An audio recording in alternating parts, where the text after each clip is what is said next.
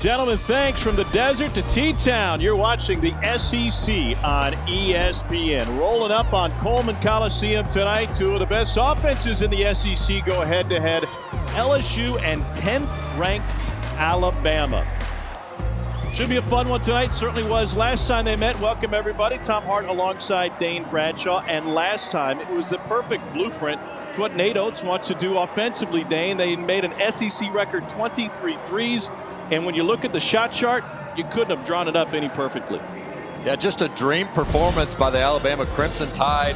And the best shooting performance I've ever seen as an SEC player, as an SEC analyst. There was nothing like this. They started early and often, smacked LSU in the mouth, and they never looked back. They had three different guys make 6 or more threes, and then when you look at the shot chart, when Nate Oates says, hey, I want to get to the rim for layups or kick it out for threes, I don't think he could dream up a better scenario than what happened on January 19th, leading to 105 points and, like you said, an SEC record 23 triples. So Alabama's trying to bounce back from a loss on the road to Oklahoma, but going back to that LSU game on January 19th, look at the trio, Petty, Primo, and Quinterly. They combined for a record-setting night to get things going for Bama. On the other side for LSU, they're coming off of a devastating loss at home to Texas Tech, in which they're outscored 12-0 in the last 59 seconds of that game. They need to win tonight to stay away from Bubbleville. Currently, Joe Lunardi has them as a number 11 seed. Javonte Smart controls it for LSU as the Tigers win the tip. They immediately go inside, but have it kicked out to Cam Thomas. Best volume scorer in the league, and Cameron Thomas, the top scoring freshman in the country, drops down his first. An Alabama team averaging just a shade under 80 points a game. It's the third in the SEC behind LSU and Arkansas. Petty has been magnificent in conference play, shooting 53% from behind the arc since the calendar turned to SEC action, and he had 24 in the first matchup. A double and a skip all the way to the corner for an open three that rims out for Shackelford, but Alabama's on the glass. Here's Alex Reese inside.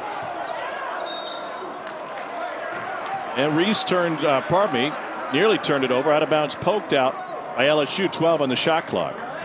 Coach Will Wade mentioned they got to do some things differently, and one of them you've already seen. They're doubling the post in there. A nice skip and the slip pass to John Petty. LSU loves to switch 1 through 5, and that's where they must be careful, is on the slip. Great read by Alabama. A change to LSU starting 5. Darius Days suffered an ankle injury in that loss to Texas Tech. He is out of the lineup for the time being. Josh LeBlanc, the Georgetown transfer and Baton Rouge native, slides in along with Moani Wilkinson and Trenton Watford on the front line.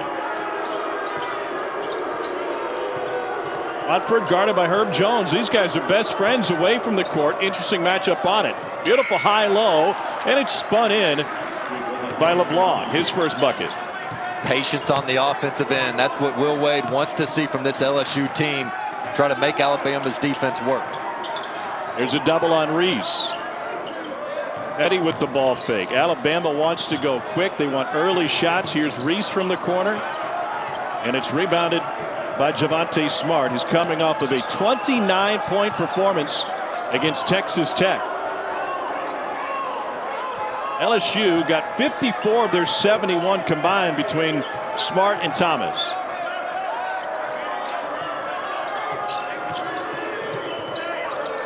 Javonte Smart from deep. And it's rebounded by John Petty. It's an Alabama offense trying to find its footing over the last 3 games. And talking with Nate Oates today, he really said it's all about pace and the willingness to push. Yeah, but easier said than done, because the tape is out on Alabama. And I think really the basketball world found out about them in that explosive performance against LSU, where everybody said, well, we better not run with these guys, and everybody since then has tried to slow them down. Smart was all alone after Shackelford fell, couldn't get it off. Here's that transition that Nate Oates is looking for.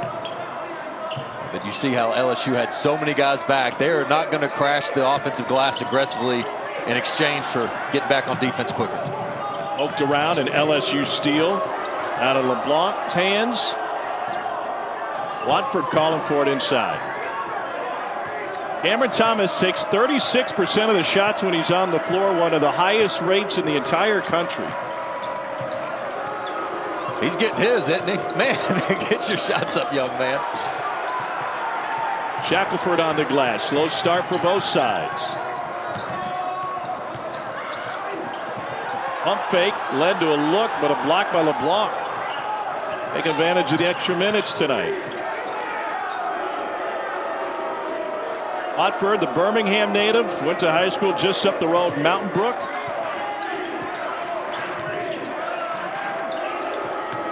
Guarded by Jones. Gets by him. Jones playing with a back injury, still dealing with it. Here's Petty now. Share to Reese. Watford is there. And Alex Reese gets it to roll home. And now LSU wanting to push it. A block by Reese. Thomas got a couple shots up on that possession. It ends up being a tie ball, and Alabama holds the possession. You know the name, John Petty. He's been outstanding for Alabama on the slip with the slam. But LSU off to a much better start the second time around. Getting inside to LeBlanc. Tigers tied up.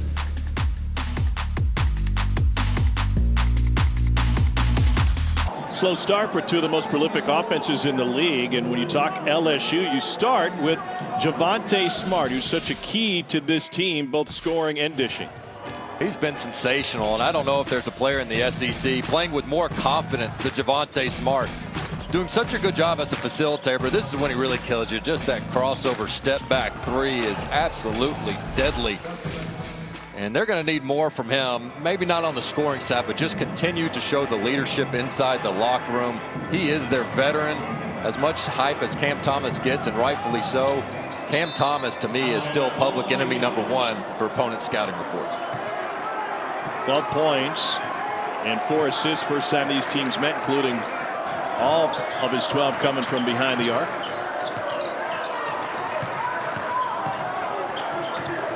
Watford with the block on Herb Jones. Alabama doing a fantastic job getting back. I find it entertaining. We spend so much time, and we're as guilty as anybody, talking about Alabama's offense and their offensive efficiency. They've been incredibly efficient on the defensive end this season.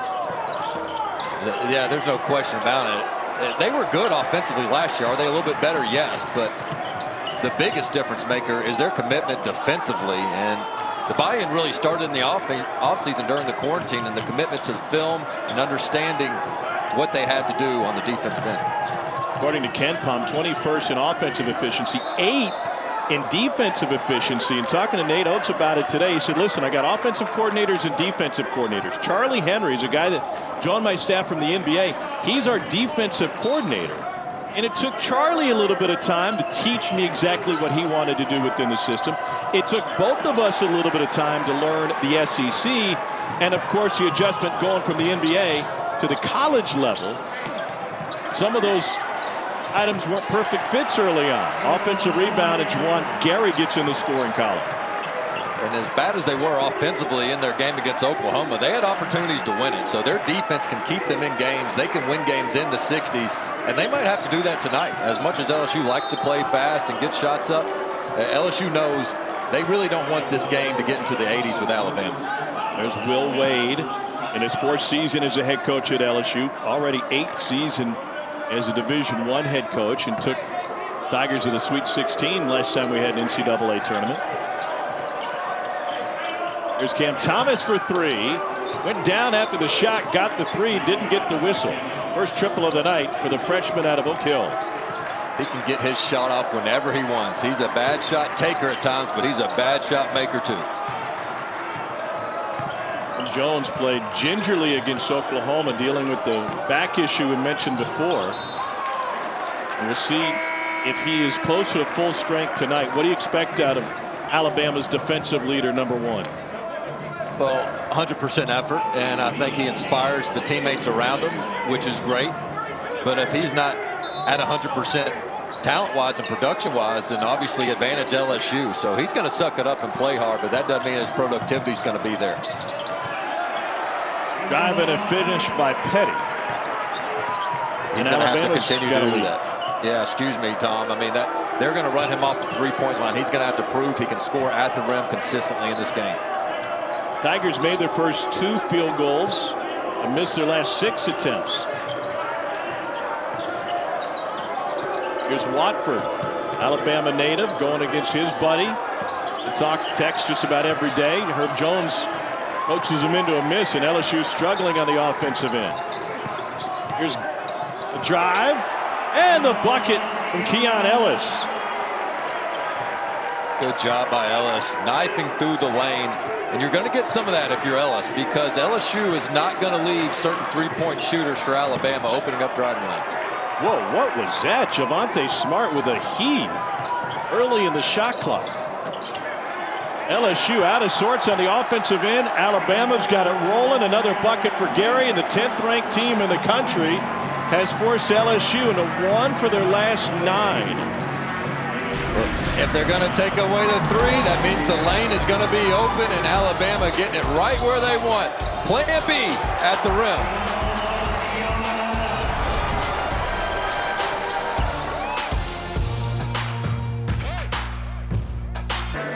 Alabama's put together a 6-0 run thanks to Juwan Gary and Keon Ellis, not the stars that you would expect to be performing at this point for Bama, but on the defensive end, they have harassed LSU into 3 for 11 shooting night already.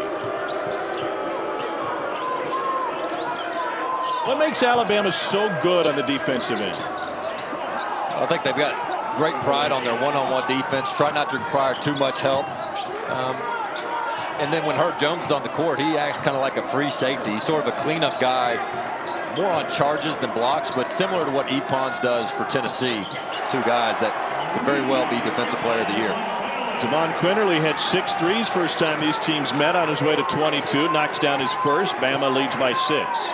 It's a really good sign. Quinterly has not played particularly well since that LSU game.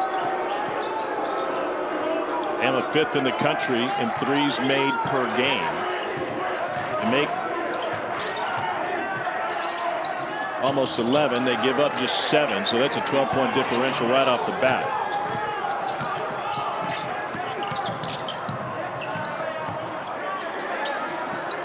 Another 3. That one's good. Keon Ellis getting in on the fun. Alabama wants a paint touch in the first 6 seconds of the shot clock. They got it there. They can break that defense down. They know good things will happen. Shot ready for 14.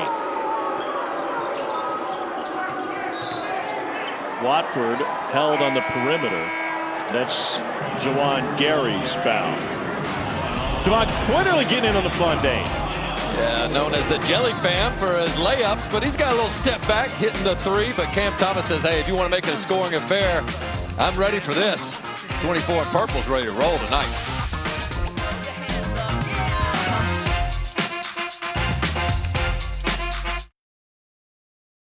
No matter which shade of blue you bleed, this rivalry is the very best that college basketball has to offer. Well, there's nothing like it. Tobacco Road, 6 o'clock. I can't go for that. Duke with a 51-49 all-time advantage against Carolina. Only a 14-point difference. Some of us know Hall & Oates. Others are out of touch. It's also another song, Stain. Yeah, that would be me. 6 #1 hits. Hey, I'm getting better. I'm learning every day. You guys have educated me. I'm sorry. From the corner. And a foul on the rebound. That'll go against Alabama and freshman Josh Primo. So we've talked a little bit about Cameron Thomas. He was a scoring machine. Had 21 first time these 2 teams met. He's leading the country as a freshman scorer, and he has 9 25-point games already this season. It's not just that he likes to shoot, but he showed up on campus ready to shoot. Yeah, and the scary thing for Alabama tonight is he's got 9 points on 4 of 6. Typically he's going to get his points, but you hope he takes 22 shots to get them. And tonight, you see that he just got it going. friendly rim on that one, and typically he is not shooting this efficiently. Bad sign for Alabama. Leading the country in volume scoring. Talked to Nate Oates about it today, and he referenced that efficiency and said there's other guys that we've really got to worry about. No disrespect to Cameron Thomas, but because he can be inefficient, he's only shooting 40%, 28% from three. We know he's going to put shots up. And so if he's only making them at that rate, we're comfortable with that. If the others get hot, that's a real problem. Yeah, as long as they're contested shots for Cam Thomas, you'll live with them. Well, right now they're dying by him despite the 5-point lead for Alabama, but Cam Thomas is going to have to get some help on the offensive end, especially with Darius Days, part of their four-headed monster offensively, out of this game. Sharif O'Neal on the floor for LSU, picked up his first a moment ago. Watford finds Smart in the corner. Took a couple wild threes early on, and he knocks down the first one that he gets his feet set for. How good is that from Trendon Watford? 6'9", pushing the break, under control, finding your shooter in the corner. Assists on 19% of the buckets when he's on the floor. I think that's a second on O'Neal already. We'll double check. LSU without Darius Days in this one, and it might be a couple more before he gets back due to that ankle injury, and they're missing a guy at the 4 spot that is a three-point threat, one of the best rebounders in the SEC, and highly efficient on the offensive end. And a correction, that last foul was on Jalen Cook. It's the first on Cook. This will put Alex Reese at the free throw line. It was a scary moment in the second half against that Texas Tech team, then number 10 in the country. Days going in for a rebound and coming down on TJ Shannon's left foot. Had to be helped off the floor. That was a big loss for LSU. You assume late in that game he would have brought some veteran leadership to the floor in a game that they allowed a 12-0 run to end the game in the final minute. Alabama knows the effect of Herb Jones on the court as kind of their glue guy and do it all, and Darius Days is that way. When he plays well, LSU wins. When he doesn't, they lose. And I don't think there's any question that was a big reason they lost that last one to Texas Tech, as Herbert Jones cleans it up. Following the O'Neal block.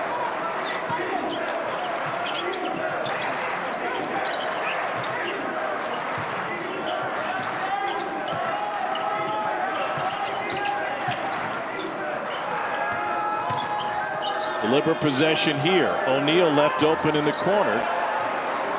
Only 2 of 10 from deep for the UCLA transfer. Sophomore from LA, Shaq's son, wearing dad's number 32.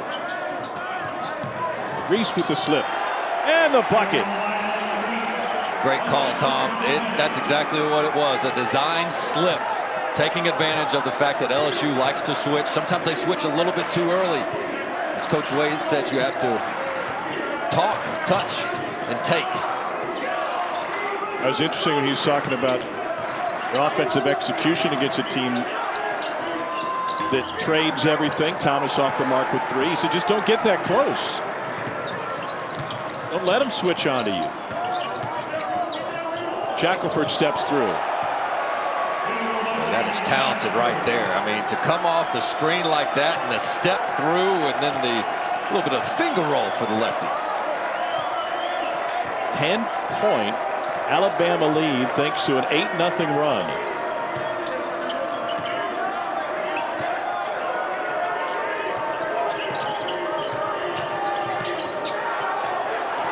Blocked by Herb Jones. We'll have another full day of college hoops across all of our networks on Saturday, highlighted by North Carolina and Duke in a Sonic blockbuster at 6 Eastern. Then it's a border battle in the SEC between 11th ranked Tennessee and Kentucky at Rupp Arena. Both of these games on ESPN and the app, so you can watch anywhere. What a devastating performance by Tennessee last night against Ole Miss. Offense just went away in the second half. Dane, your old school's looking for some leadership on the basketball court. They didn't have any last night. Jekyll and Hyde offensively. They certainly don't have a Cam Thomas. We got an illegal screen, I believe, on that curl from Thomas. They will take the bucket off. Tom, on the defensive end for LSU, look, they're doing a good job on the three-point line, and they're leaving the shooters open that they want to take those shots and sticking with the best three-point shooters. But Alabama's getting too good of looks from inside. They are 9 of 14 from 2. You must defend the paint better. Reese kick out, Petty 3. Rebounded by LeBlanc. That last foul, by the way, was on Cam Thomas coming off of the screen. You don't see that called on a shooter very often. Here's Eric Gaines. Freshman running the point alongside Javonte Smart. They move Smart off the ball. Thomas defended by Shackelford. Wilkinson finds LeBlanc in the lane. That is where LSU makes its money around the rim, but not even bothering to post up. Are the best in the country. Quick tempo the other way. Spin a bucket, Shackelford. That's the pace Nate Oates wants. Don't just run off of a turnover or off a miss. You can run off a made basket, and that's exactly what they did right there. 9th in the country in tempo. 3rd in the country in time of possession, just a tick more than 14 seconds per possession. Loose ball and a save by Thomas. Jones is looking pretty good. Impy back and all. Yeah, when you got this type of wingspan, you don't have to have a healthy back. Talks a little trash saying, come on, man. I've been around for a while. Get that out of here.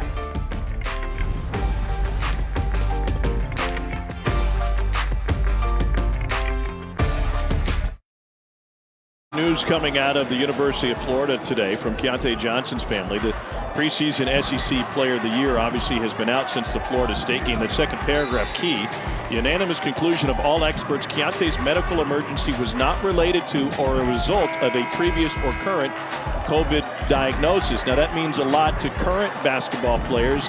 Keontae's still recovering in many ways, but he is with the team. He is on the bench throughout the course of the season, and his Florida teammates in a battle with South Carolina right now at the half.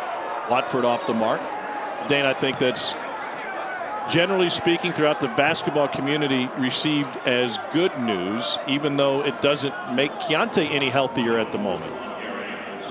Absolutely, and everyone across the country has been cheering for Keontae Johnson. It was just such a sign of relief on the first update from the hospital when he was in stable condition and talking and in good spirits. Certainly the scariest moment I believe I've ever seen on the basketball court. Juan Gary just picked up his second. Trendon Watford with another free throw coming. He had a quiet game against Texas Tech. 4 points and 4 boards. It's 2 of 11 shooting. In a game LSU lost by 5 at home. See the numbers. Watford averaging 17 points a game. He's in the top 10 in the league in points, rebounds, assists. He plays 34 minutes a night. He's just been off down low, and he can make those floaters and he can convert on the interior. He just needs to see a couple of them go in. A whistle on the perimeter on Eric Gaines trying to overplay that pass to Herb Jones.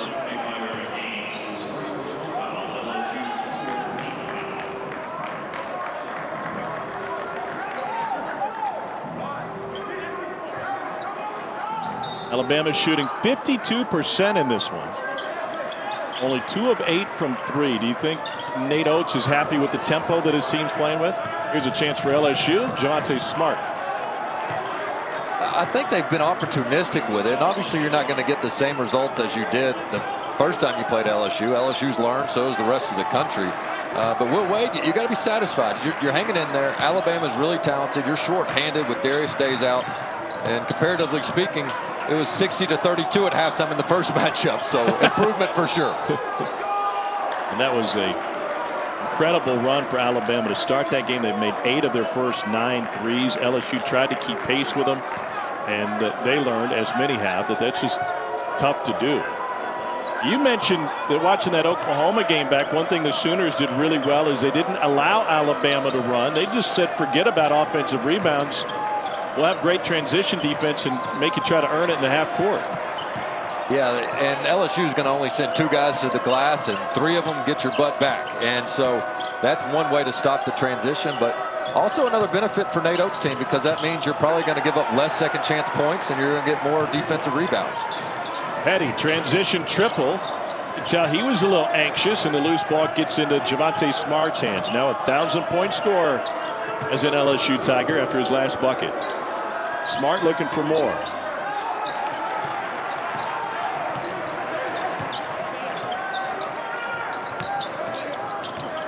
Shackelford behind his back. Got it. He's got a lot in his bag, man. I don't know if he's got anything better than that, though. Behind the back, then finish through traffic with the offhand. Made the last 3 now for Bama.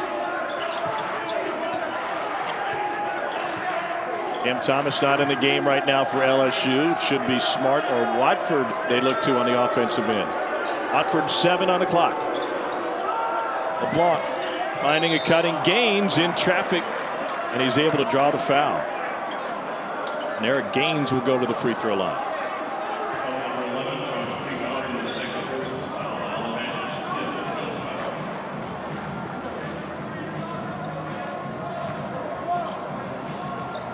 Foul on Primo.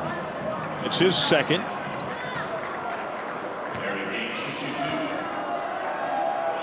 Gaines 65% on the season from the line.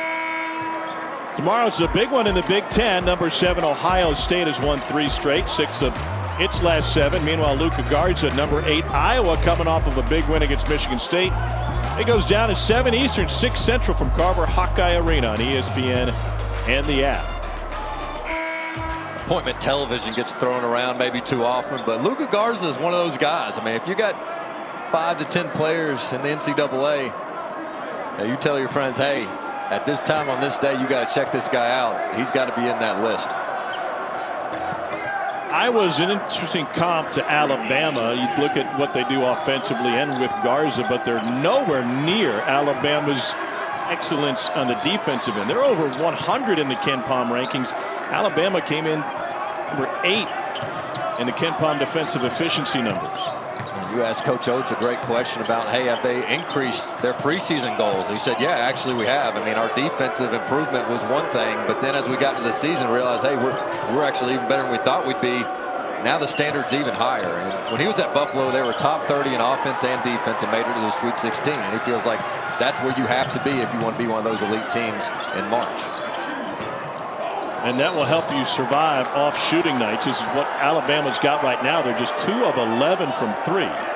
And Herb Jones commits his second personal foul. So with Alabama not shooting the ball great after a 23-3 performance in their first matchup, opportunities there for LSU, but the Tigers are shooting just 38%.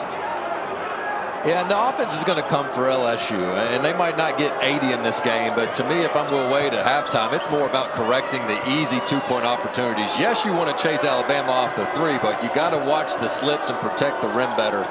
Alabama too good from 2. Let's see if that can change for LSU. Trenton Watford with a good one. First bucket for Watford. And Alex Reese took a shot to the face. Our Coulter will tend to him. We'll talk about it when we return. We'll also take a look at Dane's superlatives within the SEC.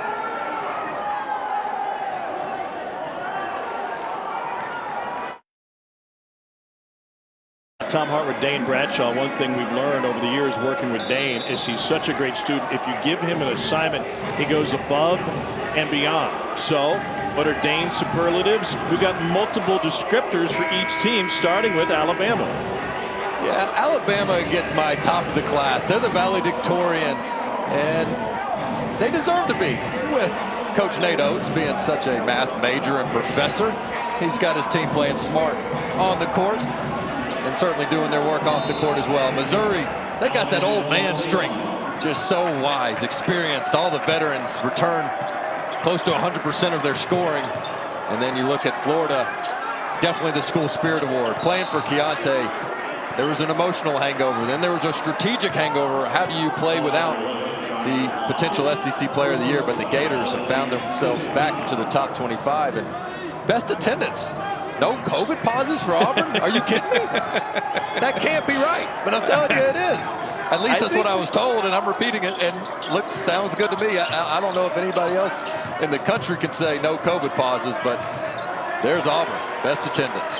And I think they're one of 6 in the country that hasn't had a game canceled or postponed due to COVID. Now, remember that Gonzaga game they had over Thanksgiving was one that, some folks thought maybe should have paused, been. But did it? Caution to the wind. Let's play it.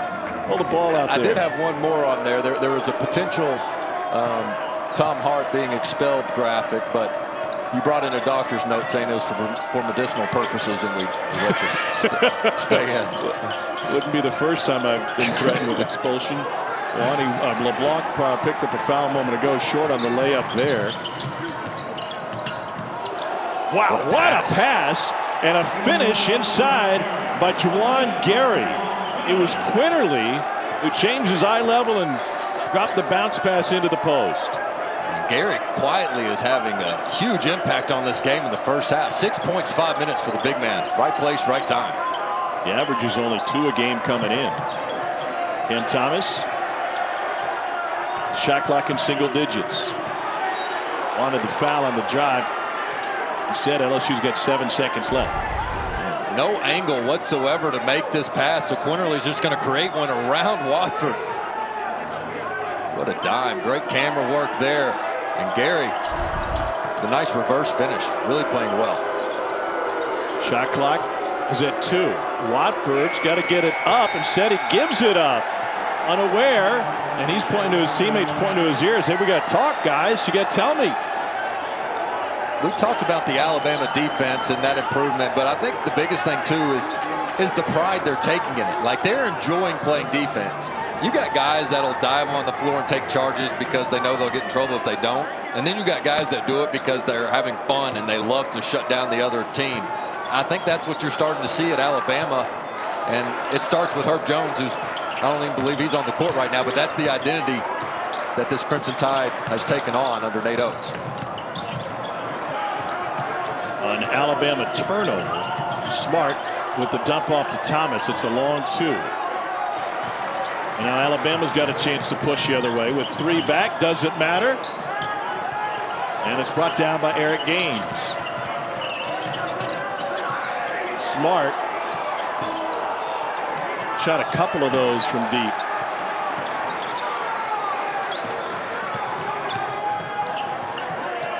Downhill run out to Shackelford in the corner. Behind the back. And lid on the bucket. Took away a prime dime from Keon Ellis. But a foul after. Quality interior passing by Alabama.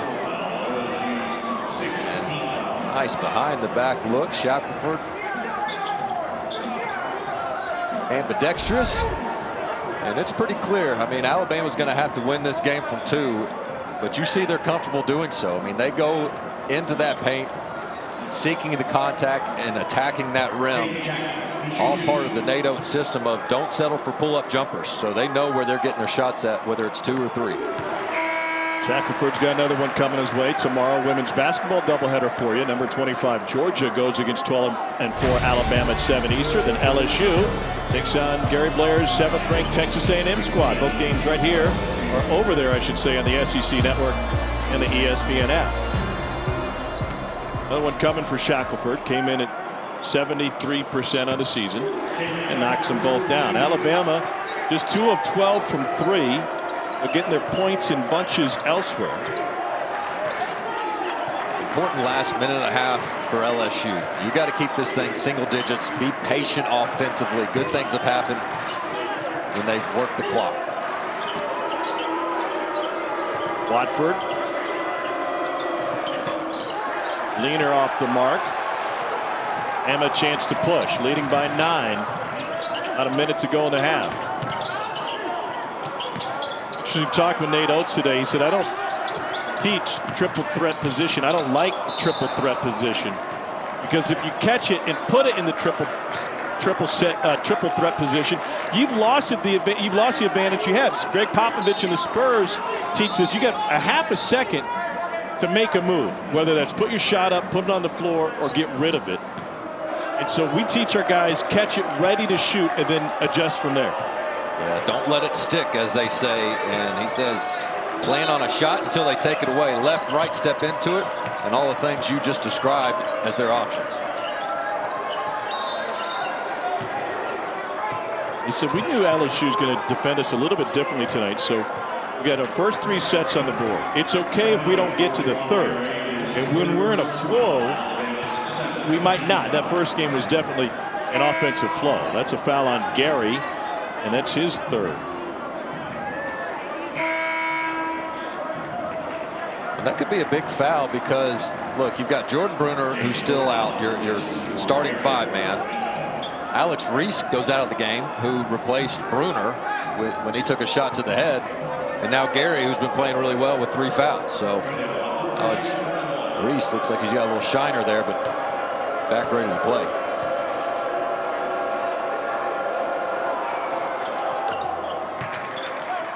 LSU in the bonus here in the last minute. Another one for Watford. Donald's All-America coming out of Mountain Brook. That is more than a shiner. Yeah, those things don't tend to get prettier the next day. I think we got the most attractive version of that black eye that's coming. Compliments of his teammate. Lonnie Wilkinson with the reach in. I mean, watch Reese, number 3. He's going to catch a forearm from his teammate Jawan Gary. Remember in Tommy Boy when he says it's not so much here or even here, it's right about here? That's what we got going on. I mean, that's not just the eye. That forearm left a welt over his entire face. That's great. I Come for the Hall of Notes t-shirt. Stay for the Tommy Boy reference. Turning this clock back. I can hang with you on that one, that's for sure. Shackelford's got another one coming. That finish to the Oklahoma game for Shackelford. Missed 3 layups in the last 2 minutes. And a 5-point loss. Emma by 10. Cameron Thomas fouled on the floor. Keon Ellis commits his first. LSU, Dane, shooting just 10 for 30 in this one. Half of their makes have come from Cam Thomas. What did they need to fix in the locker room? Well, they've done a better job from 2 on their defensive possessions. But Cam Thomas needs some help. I think Javonte Smart's had some good looks from 3. He just got to keep his confidence and make a few of those. I'd love to give you some great wise answer on a strategy fix, but it's got to be Watford and Smart converting more. Right now they're a combined 3 of 15 from the field, and again with Darius Days out, they don't get much scoring outside of Days, Smart, Watford, Thomas. So Smart and Watford just got to get that ball to go in the hole for them. It's as simple as that on the offensive end. A couple free throws key for Thomas. He hasn't made a field goal in the last 10 minutes of game time. Shackelford off, Watford the board. 2 for 1 on that possession. I think LSU's wise not to do the same thing. I'd run some clock here. Watford left it behind. Smart picks it up. With the shake, gets into the lane. Big time bucket, Javonte Smart. Plenty of time for Alabama. There you go. Eddie hasn't made a give 3 you some in this momentum in the second half. Eddie down the lane, has it blocked. 5 on the clock. Watford will push it to midcourt. Clock stuck for a second. Watford heaves, and it's off the heel. So LSU with the run to end the half closes to within 6. Cameron Thomas hasn't made a field goal in 10 minutes. John Petty hasn't made a 3 tonight. And an Alabama team that is undefeated this season when leading at the half. Thomas leading the way for LSU with a baker's dozen. On the other side, Jaden Shackelford into double figures for Alabama on an off shooting night for the Tide. We'll get to the studio with Kevin Connors, Farnham, and Cuff right after this.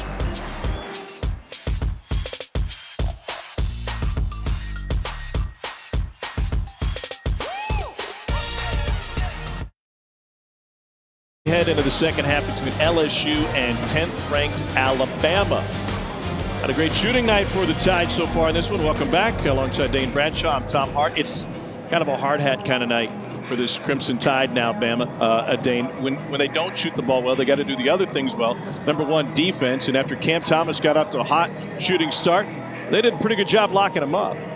They sure did, but the first 11 points that Cam Thomas put up were pretty sensational. And Will Wade mentioned how important the first 8 minutes of this game were for the Tigers to stay in it, get confidence, and Cam Thomas stepped up to the challenge. These were tough, contested shots. This guy's just a scorer, doesn't shoot at a high efficiency rate, but he changed that in the first half, 5 for 10 overall. An Alabama team that's used to scoring nearly 80 points a game. And last time these two teams met up, they had 60 at the break. Their offense a little bit slower than normal because they're not getting a lot from behind the arc, but they're getting looks up close. LSU knows that Alabama must beat them from 2, and that's the best they can do. They're saying, no, no, no, you're not going to beat us from 3 again. They're going to force them on the interior. So far, Alabama has been able to convert at a high clip. LSU's got to be pretty happy, though. I mean, you look at compared to the first matchup where they gave up 60 points and 14 threes in the first half to tonight, they just got to get better scoring on the inside. And really good design play right there for Watford out of the gates. Scoring on the inside has worked. Alabama 12 of 19 on layups and dunks. Jones picks up his 3rd here to start the second half. Out his buddy Trenton Watford. As a look at the numbers, it's a personal relationship between Herb and Trenton. They played AAU ball together at least once, if not a few times. Good friends, text on a regular basis. When Herb committed to Alabama, Trenton tweeted out a congratulatory message. Even though Trenton had visited Alabama at one point as well. Missed them both. It's tough. He's worked so hard on his free throws, but he's not been as consistent as you'd like him to be, and that affects your confidence down low. Jones steps through. Shot took a victory lap. What a job Herb Jones has done to turn into an elite Power 5 player. Everybody loved him the minute he stepped on campus. He was coachable, he played hard, he took charges, he was all about the team, and he's still all of those things, but his offensive firepower has continued to improve. And he's now a threat from 3-point range. He's now a threat down low. And it's not just about his defense, even though that's still what you think of first when you mention Herbert Jones's name.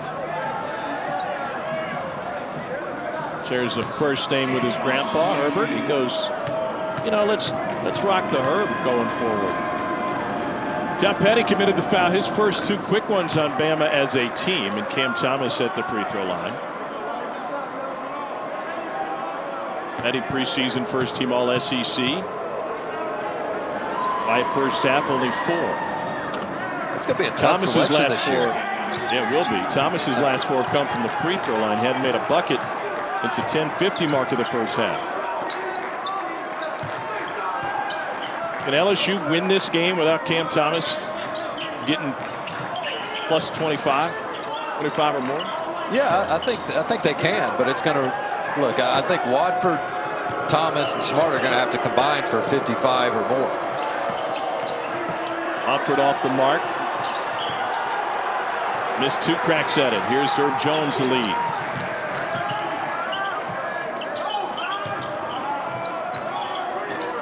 Jones's floater, no. Sloppy for Alabama. It ends up in Reese's hand. Shiner and all. He drills the 3. Yeah, tough break for LSU. Pretty good defensive possession, but the 50-50 ball winds up in Alabama's hands, and they are thinking 3-point shot even on loose balls. Thomas from 13, an air ball. Saved to Bama. A chance for Jones to push. Great assist man. Takes it himself. LeBlanc with the rebound. Kicks it out to Wilkinson. You can tell that back is still tender for Herb Jones after that fall he had against Mississippi State. Still not 100%, not getting quite the lift on those finishes at the rim as you're accustomed to seeing. Smart working on Reese. Nice pass. Reese with the block. Rejects LeBlanc. Here's Alabama the other way. And then Shackelford loses it. Alex Reese, this guy's really stepped up well in Jordan Bruner's absence. Was so unselfish, willing to come off the bench to start the season, finds himself back in the lineup and playing with arguably the most confidence of his 4 years at Alabama.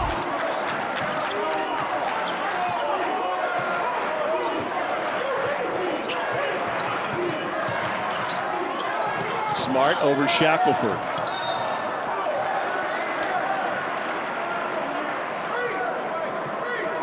LSU is yet to make a shot this half, 0 for 5.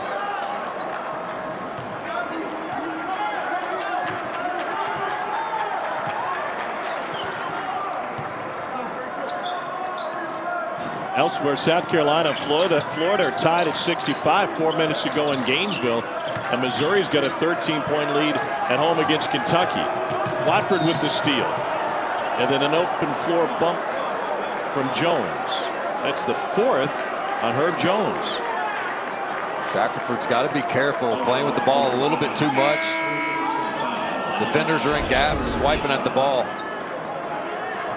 Good job by Watford, again, being able to push a break, and he called it. Herb Jones, smarter player than that. With 3 fouls, you cannot take that type of reach. Put your team in jeopardy. Dane, do you think his injury not being 100% led to that reach in? That's a good point. I mean, yeah, you're not in the typical defensive stance, not as quick, so you're reaching instead of sliding your feet some. I think that could have something to do with it, but as much as anything, that's just a little bit of lack of focus, not recognizing the big picture. Can't reach. The slump for Thomas continues.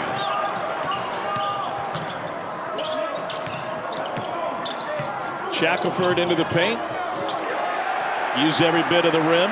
He's got a dozen in this one. Let's keep an eye on the plus minus when Herbert Jones goes out of the game, because a year ago, if he was out of the game or injured, Alabama could not pull off tough wins. This year, their team's built differently.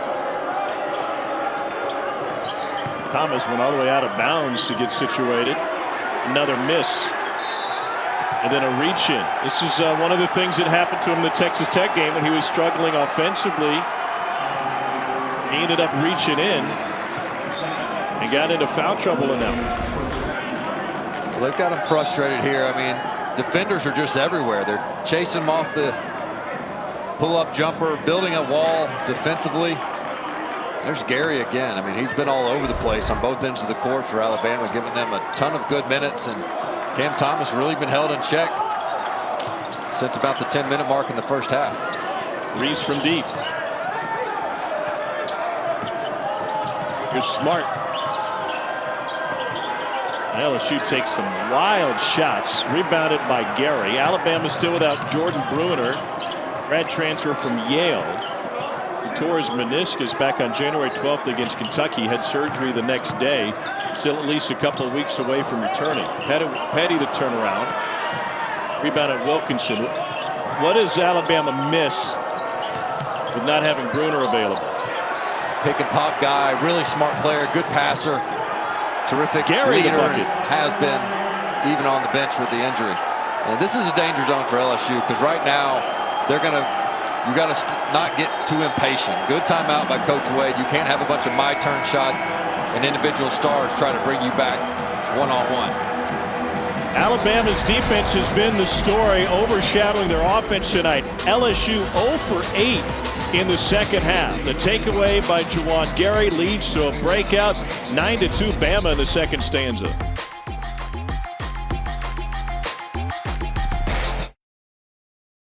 To the SEC on ESPN. Sport coat in the stands tonight. Looking good, my friend. Also looking good for Alabama's hopes for great seeding. They have a 45-32 lead here coming into tonight. Joe Lunardi has them as a 2 seed, but developing situation. Joe Dooley's East Carolina team just knocked off Houston, one of the other 2 seeds, and certainly in a conversation for a 1 seed. The first ranked win for East Carolina since Tom Crean's Marquette team lost to them with Dwayne Wade, and their first ever win against a top 5 team. So huge doings in the American, an 82-73 win. It's a Houston team that have been great defensively, holding opponents just 56 a game. Reese with the feed, the breakaway jam, and Alabama's on a roll. That's Keon Ellis. Suddenly a 15-point Bama lead. LSU still hasn't made a field goal in the second half. Watford puts an end to that skid.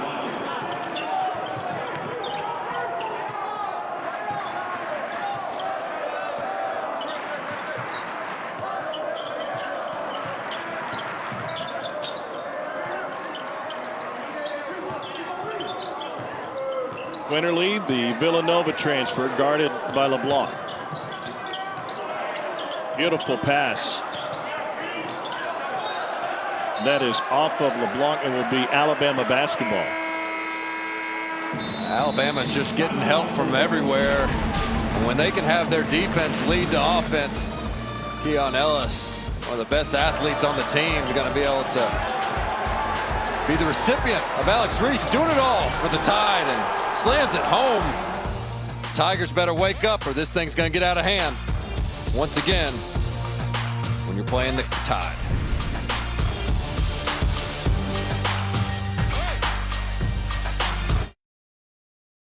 After a mostly non-conference weekend spent around the league midweek, South Carolina on the verge of a huge upset on the road in Gainesville, up 5 on 22nd ranked Florida, back in the rankings for the first time since early last season. And Missouri trying to hold on against a surging Kentucky team, 5-point lead second half.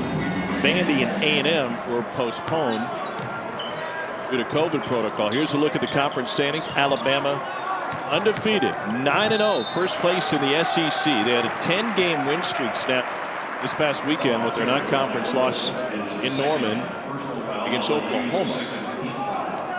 But if you're going to have a wake-up call as an Alabama fan, you just assume it come on a non-conference opponent where you don't slip at all in the standings. And certainly Alabama's to lose. I don't think anybody can catch them. And what a shocker. South Carolina looks like they're going to take down Florida after losing to Vanderbilt.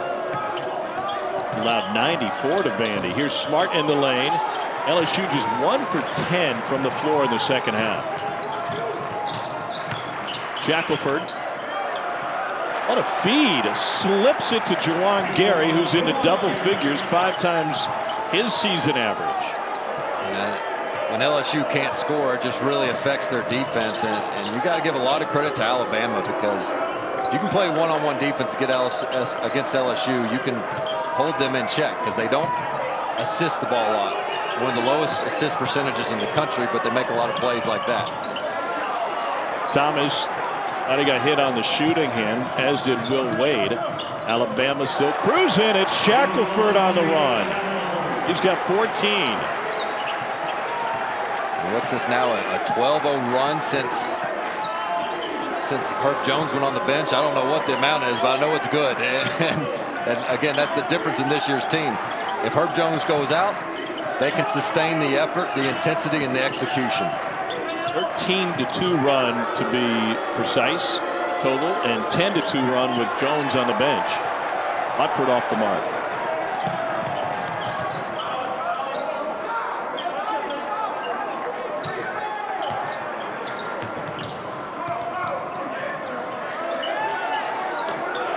Wow, that's Keon Ellis. It was interesting talking with Nate Oates today.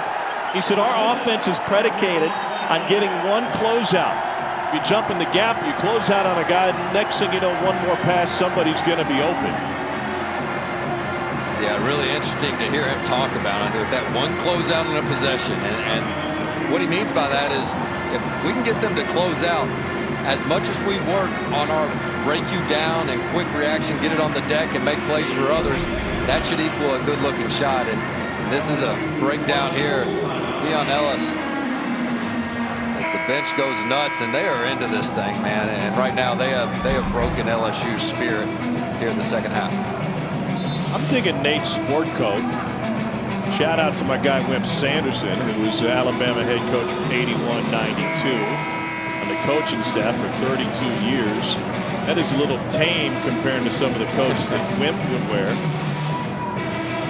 But I love the pressure Nate Oates really put on himself in the preseason, and even after a couple tough performances in the non-conference, he said, look, we should be better this year. It's time for us to step up. Even though it's just year 2, we made the roster changes that we wanted. We got the guys and the personnel we need to be successful.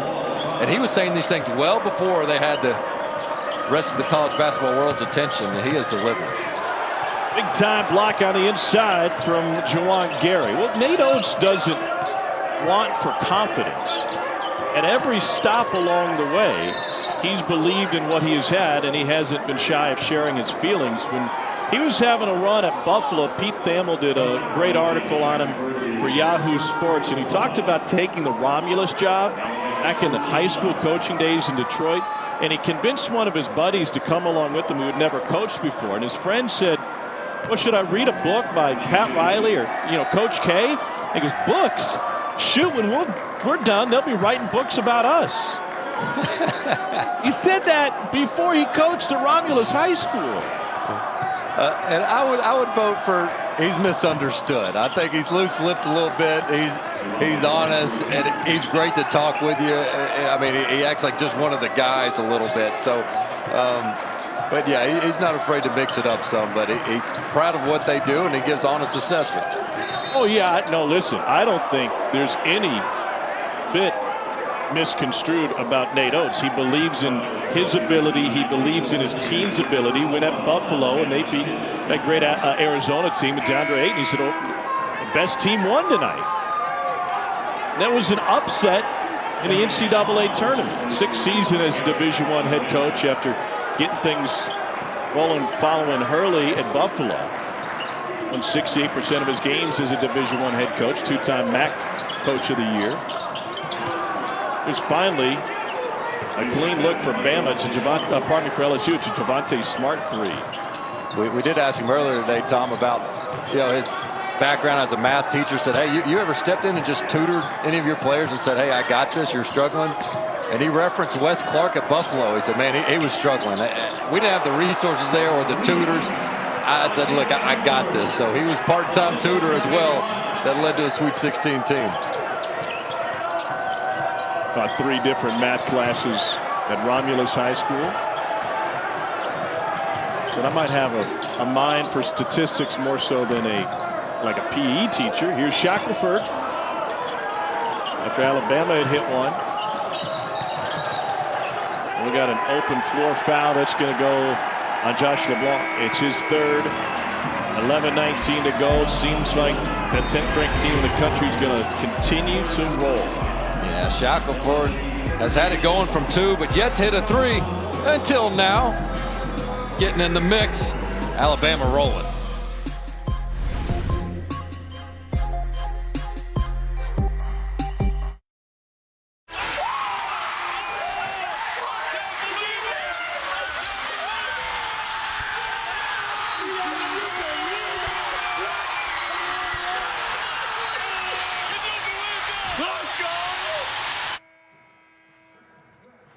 Dane, I want you to film yourself during this game.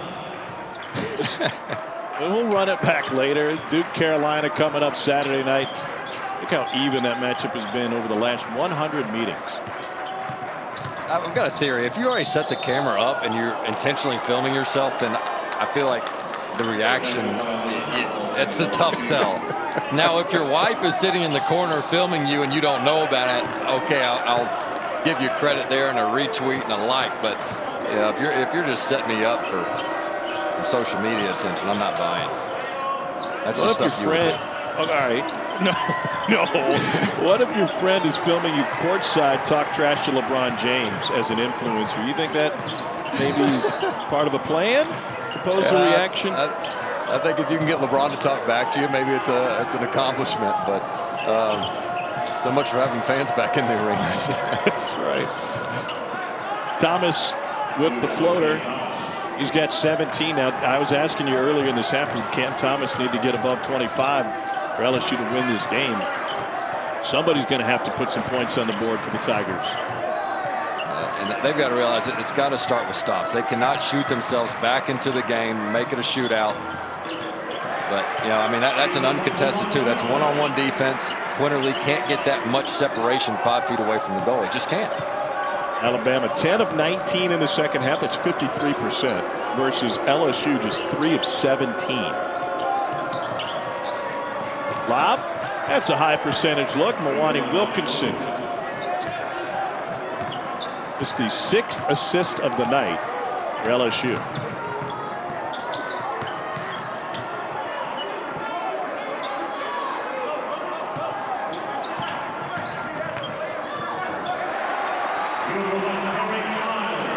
There's Miles getting in on the fun.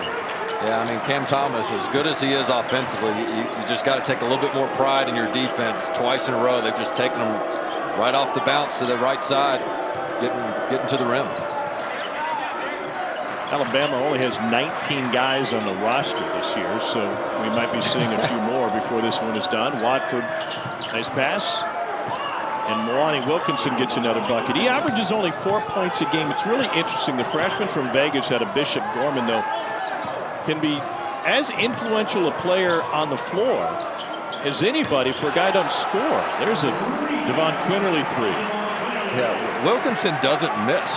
I mean, he came into this game 28 of 35, 80%. Now he rarely gets the touches down low, and it's mostly spoon-feed dunks, but you're not going to find too many guys in the country with 35 attempts shooting 80% coming into tonight. Be goaltending. They'll credit Trent Watford with the bucket. He's got 9. There's Mwani Wilkinson. He had a game earlier this season that LSU won by 6. Okay, so that's the key here. It's not like it was a blowout. They won by 6. He didn't attempt a single shot, and he was plus 20 in the game. The numbers don't lie. I love the plus-minus chart. Here's the thing on it, though. You know, there's times you can get really lucky. I play with a great shooter named Chris Lofton, and if I checked in the game and he just made 3 straight threes right when I checked in, I was like, +9. Here we go. It's all me. And so there's a little bit of luck involved, but over the course of a season, the numbers add up, and they certainly don't lie. Watford with the kick to Gaines.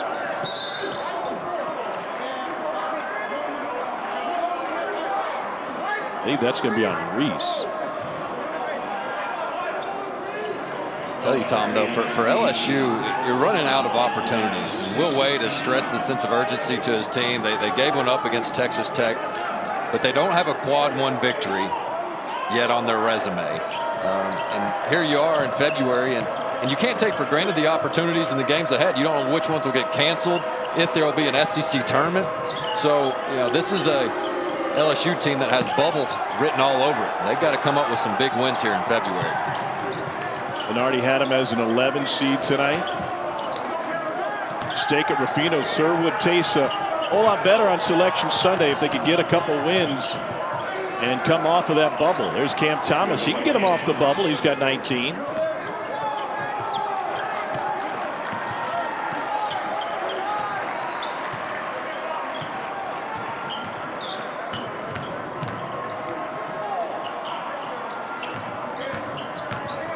Reese with the hard dribble. Good defense by Watford, and then he got tied up. Pat Adams says we got to jump. Oh, Pat Adams getting in the middle. Come on, guys. We'll get my man Pat Adams in the mix. 66-49, 10th ranked team in the country, up 17.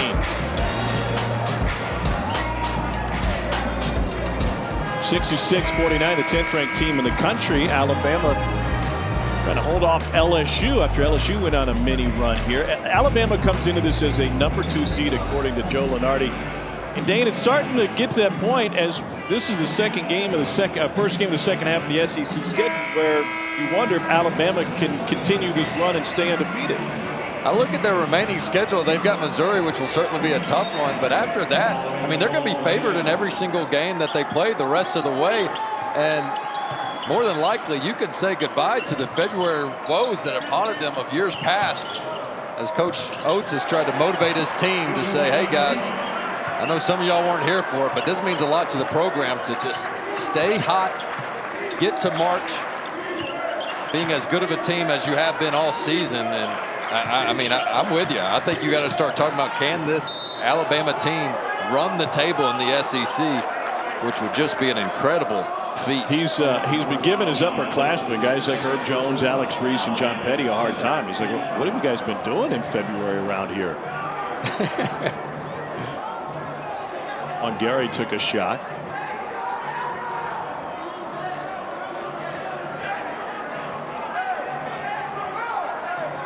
Florida, Kentucky, the last couple teams to be undefeated in conference play. Gary holding his head as he goes away. Gary's kind of in the traffic. It's Watford's left elbow. Yeah, Gary's giving one out to his teammate Reese, and that time he takes one. I mean, he has been down there in the paint all game long, hustling, imposing his will on the opponent. 10.7 boards for Gary, somebody that you don't expect those type of numbers going into the game. He's really played a good one. I don't think this is anything malicious on Watford's part. Going up for a rebound. No, not at all. That should be a quick review and get back to action. But to brag on Gary some more, and he's averaging 2 points, 1.5 rebounds. So come out here and have 10 and 7 against a team that's looking for redemption. I think he's been one of the sleeper stars in this game for Alabama.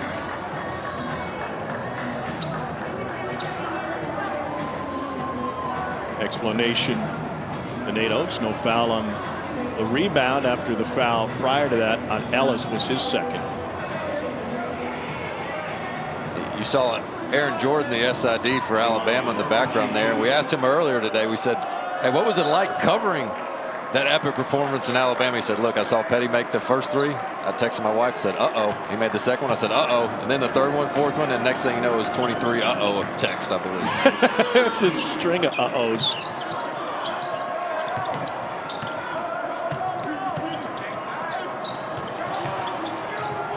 LSU's finally picked it up on the offensive end, and now they force the turnover, down 17.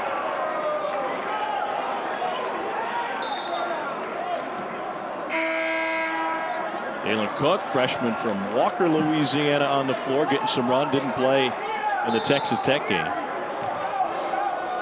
Just look back at that, Tom. Not to dwell too much on it for LSU players. You got to move on, but certainly the one that got away against Texas Tech, which would have been such a quality win. Texas Tech went on a huge run down the stretch, led by back-to-back Mac McClung threes, and then finally that deflection at the end of the game, which, look, Watford was the inbound passer, but, you know, the teammates, you got to come meet the ball too. Meet the pass, bail the passer out at times. Team effort there on getting the lead, but also on losing it. Point blank look is off the mark. I think LSU is an NCAA tournament team right now. They're an 11 seed. There's still plenty of chances in the second half of conference play to solidify their resume. But a win against Texas Tech would have been a quad 1 win. And right now LSU don't have one of those. They're 0-2 in their quad 1 games. Yeah, but they're a team, like, let's say if they make, you know, if they're a 10 seed or whatever, or 9, they end up being a team that scares the heck out of you when you're that 1 seed, 2 seed, if they can advance, because you say, wait a minute, Smart, Thomas, Watford, Days. I mean, when those 4 guys are playing their best and they're at their healthiest, I still believe LSU can win 2 games in the NCAA tournament. And I know that sounds crazy as they're down 19, but this has been just a really bad matchup against Alabama and LSU. Time's running out, but I still have confidence in Will Wade and this team to turn it around. Well, every SEC matchup has been a mad matchup for Alabama's opponents. 1 on 9.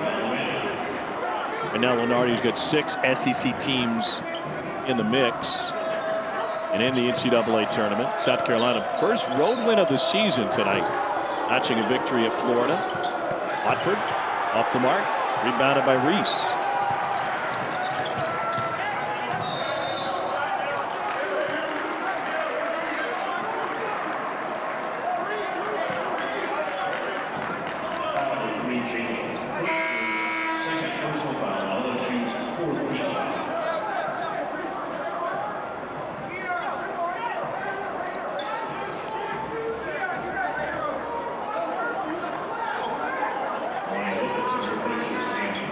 Cook with the foul. He's got 2 now. And they're going to ask Josh LeBlanc to get looked at. He's holding his right wrist and going to the bench, so Sharif O'Neal will replace him. Thought for a minute like maybe he had blood on him, but no, he's injured. He's going to have to go see the athletic trainer, Sean Eddy.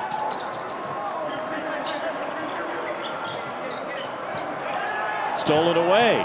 Jalen Cook making an impact off the bench. Smart has it battled back. And here's Reese leading the break. 3-on-1. Reese with the jam. One of those nights. I mean, LSU has numbers going the other way, and Smart outsmarted himself there with the ball fake. Watford fouled on his way in. Looks like that'll be against Josh Primo. Third on the freshman from Toronto. Tom, this is a play I'm not sure Alex Reese could really make his freshman year in terms of sprinting the court. He's lost weight, gotten himself in much better condition. Footwork's better. Always a guy that had a good feel for the game. But he was a liability on defense. He couldn't guard. He couldn't switch and guard people off the bounce. He's just gotten better every single year. I think it's been neat to see how he and the transfer from Yale, Jordan Bruner, have developed such a good relationship. Whereas most times a transfer that's coming in to take some of your senior minutes, you're a little gun shy to build that rapport, but not here for Alabama. Have another full day of college hoops across all of our networks on Saturday. Highlighted by North Carolina Duke and a Sonic blockbuster at 6 Eastern. Then it's Kentucky and Tennessee from Lexington. Both games on ESPN and the ESPN app, so you can watch anywhere. You mentioned real teammate Chris Lofton. Speaking of that Kentucky-Tennessee rivalry, that meant a little something extra to him back in the day. Smart with the push-off. And it's those types of games, and we're watching one here where you just hate that you can't have the capacity crowd. We're thrilled they're playing college basketball and beggars can't be choosers, but man, some of these matchups are not the same at all without the capacity crowd.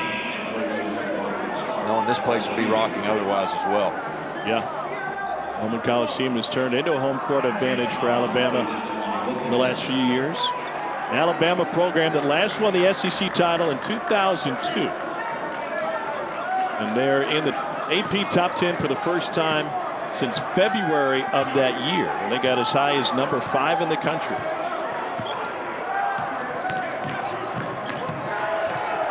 Absolutely no defense and a blow-by Javon Quinterly. Leads 22. Gaines lost it. Taken away by Gary. Given right back. Watford to Thomas for 3. Cameron Thomas now at 22. Watford just such an underrated passer, but he's top 10 in the SEC. Just drills with his head up, under control. Handles double teams well, but can also push it in transition, finds a shooter. 3.5 assists a game for the Birmingham native.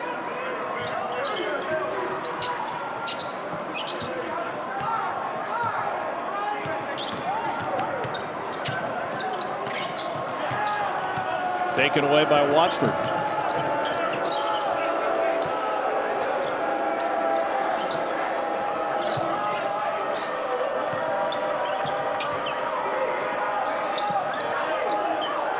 Thomas, why not? O'Neal kept it alive.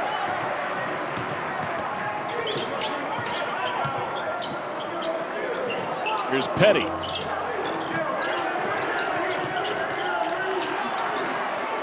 Petty again.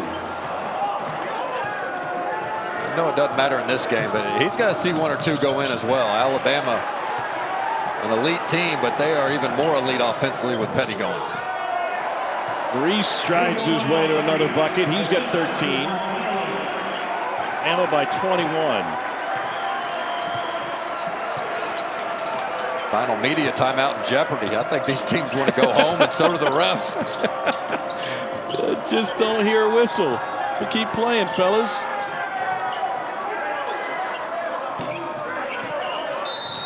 There it is. And when we return, we'll tell you what an Oldsmobile Notre Dame and one of the longest shots in NCAA history have in common with this Alabama team.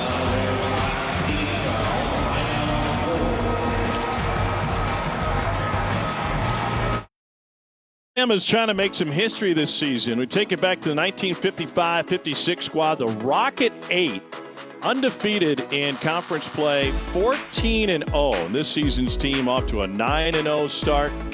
Rocket 8 was a popular Oldsmobile back in the day, and their head coach came down from Notre Dame, John D., where he was insistent he brought 5 freshmen with him. Starting 5 played all year. They got to the NCAA tournament. Freshmen were ineligible. So it was Kentucky who represented the SEC, not Alabama. Averaged 88 points a game back then. George Lynn, by the way, hit one of the longest shots in NCAA history, playing at Foster Auditorium against North Carolina head coach Frank McGuire. He grabbed a rebound at the end of the half and he heaved it, Dane, 84 feet and 11 inches. The reason we know how far it was is McGuire, the benches were on the baseline back then, kind of like at Vandy, and it came from under Carolina's, right in front of Carolina's bench. McGuire went out on the floor, put his foot down on the marking until a maintenance man could come out and scratch it in the floor with an X. They would eventually tape it off, but 84 feet, 11 inches, pretty long shot. That was a season that would end in conference play with a 101-77 victory against Kentucky. We wouldn't see another undefeated SEC season until Rick Pitino's Wildcats in 1996. Great storytelling, Tom. That was awesome. Some of it's I even was locked true. in. No, that's great. That's really cool stuff. The things you had to do without instant replay, sit there and hold that foot down and say, I'm not moving until somebody marks this spot. I love it, the commitment.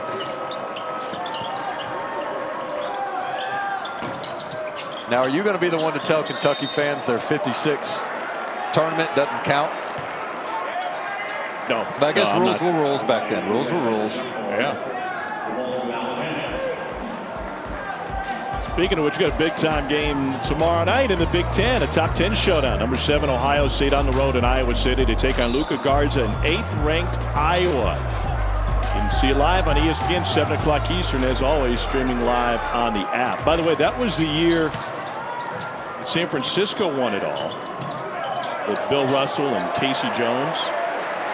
And it was also a good year for Alabama to be good at basketball because the football team in 1955, Dane, went 0-10. What was the buyout for the coach? I think Jennings Whitworth actually lasted a couple years after that. That was his first season. They went 0-10. Bear would come in a few years later, and according to legend, hung a team picture of the Rocket 8 up in the tunnel that the football team would walk through.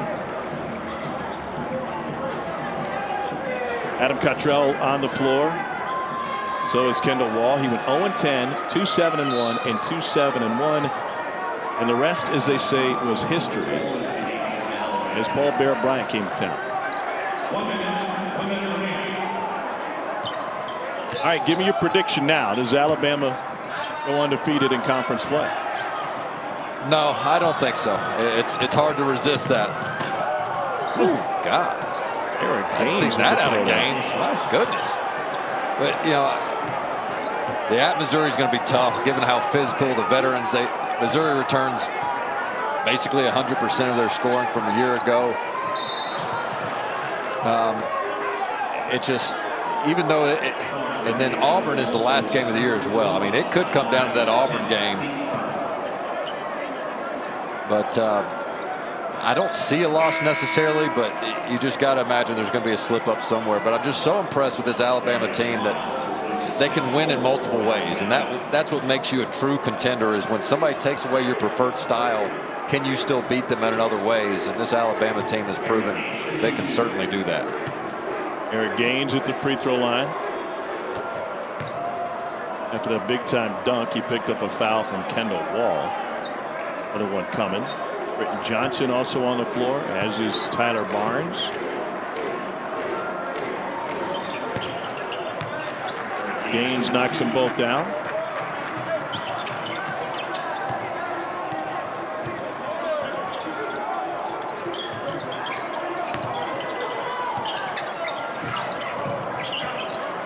If you're one of these guys that doesn't see much time, you got to put a shot up. Miles fouled by Gaines.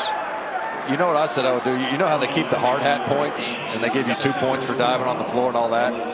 If I'm walking, I come on the court and I'm just going to dive randomly everywhere and try to rack up like 20 straight hard hat points in a minute and have everybody be like, what is that guy doing? And it's like, you know what? I'm going to win this hard hat award. And I'm going to beat Herb Jones in 1 minute of playing time. I'm diving everywhere. You're like the trailing defender in Tecmo Bowl trying to catch up with Bo Jackson. Just dive and dive and dive.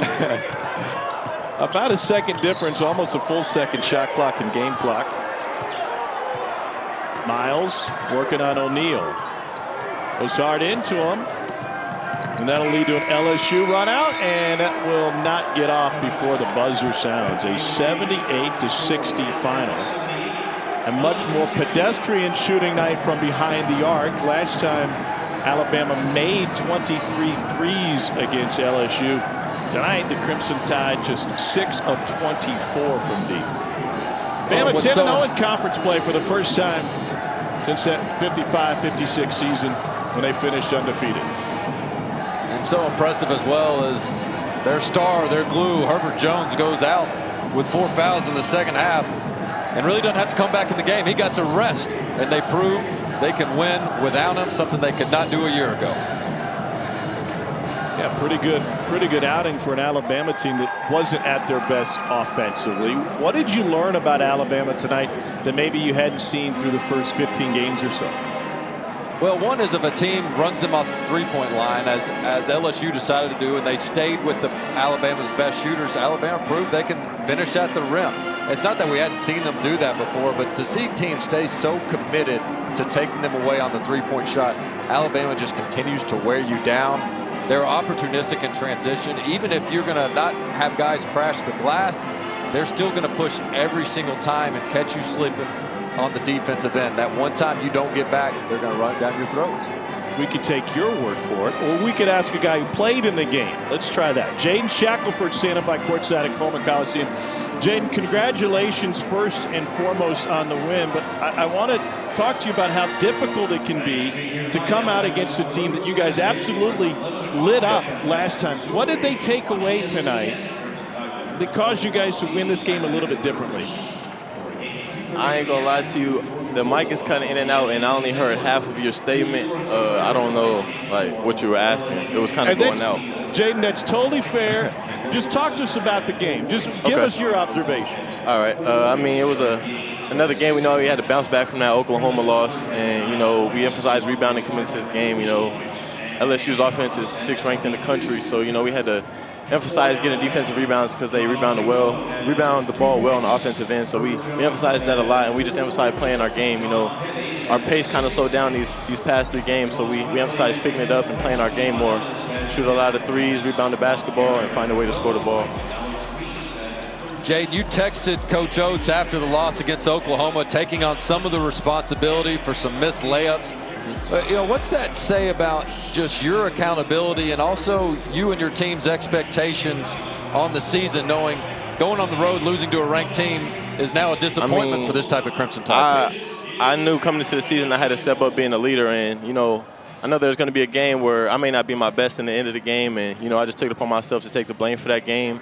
I missed some chippies at the end of the game, and, I beat myself up about it for a little while, but, I just realized I got to be better, not hanging my head for it. My teammates were behind me, and we just were focused on this next game. And, being a ranked team, we can't let that get to our heads, and we just got to stay solid and keep our heads down and work. Jaden, what makes you guys so good defensively? I just feel like all our guys are bought in, It's crazy how good we gel together. It's just, I think it's the little things we do off the court that just makes us so good on the floor. Our chemistry is amazing, and I feel like we got guys that play hard. We want to be known as that team that's going to come out and play hard each and every night, whether the threes falling, whether our offense is going. We want to come out here and be known to play hard, so I think that's big for us. Who won the hard hat tonight? Oh, we're having mic issues. I really wanted that answer. Jaden, congratulations on the win. Thanks for your time. We appreciate it. Thank you. All right, so we'll get Dane a chance. I mean, this is an Alabama team where the offense steals the headlines, and mostly rightfully so, when you hit 23 threes in a game, but their defense was good tonight. I've got a theory on that. I think Shackelford heard you, but he was just disrespected. Like, I want it. I won the hard hat. You kidding me? That's why you're talking to me right now. Well, it was an upset night already tonight in the American. Houston lost to East Carolina. Maybe we'll see another one. We got more action coming your way. Let's get you to John and Brooke for SMU and Tulsa in just one moment. Alabama remains undefeated in SEC play now, 10-0 with an 18-point victory. It's Tulsa time now.